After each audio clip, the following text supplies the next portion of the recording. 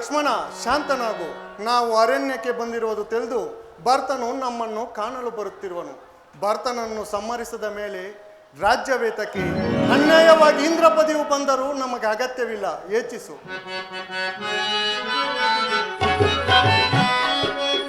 ಜನನಿಯು ಮಾಡಿದ ಘನ ಅಪರಾಧಕ್ಕೆ, ಜನನಿಯು ಮಾಡಿದ ಘನ ಅಪರಾಧಕ್ಕೆ ಅನುಜರನು ಈಸಬಹುದೇ? ತರವೇ ಕ್ಯಾದು ತರವೇ ಕ್ಯಾದಿಪದೆ ದಶರಥ ರಾಜಕುಮಾರ ಅತಿ ಧೀರ ಗಂಭೀರ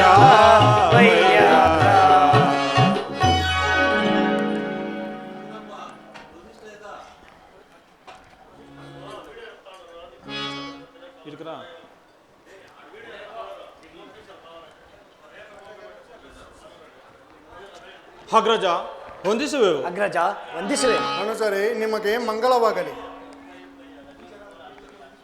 ಪೂಜ್ಯರಾದ ಗುರುಗಳಿಗೆ ವಂದಿಸುವೆನು. ನಿಮಗೆ ಮಂಗಳವಾಗಲಿ ರಾಮಚಂದ್ರ. ಅನುಜ, ಭರತ ಪೂಜ್ಯನಾದ ಜನಕನು ಕುಶಲದಿಂದ ಇರುವನೇ? ಅಯ್ಯೋ, ಜನಕನ ಕುಶಲವನ್ನು ಕೇಳುತ್ತಿರುವರಲ್ಲ, ಇದಕ್ಕೆ ನಾನೇನೋ ಪ್ರತ್ಯುತ್ತರವನ್ನು ಕೊಡಲಿ? ಅಗ್ರಜ. ಪೂಜ್ಯರೇ, ಪೂಜ್ಯನಾದ ಜನಕನ ಕುಶಲವನ್ನು ಕೇಳಿದರೆ ಈ ರೀತಿಯಾಗಿ ಮೂರ್ಛಿತನಾಗಲು ಕಾರಣವೇನು? ರಾಮಚಂದ್ರ, ನಿಮ್ಮ ಜನಕನು ನಿನ್ನ ಅಂಬರದಲ್ಲೇ ಮೂರ್ಛನಾದನು. ಏನು, ನಮ್ಮ ಜನಕನು ಮೃತನಾದನೇ? ಜನಕ!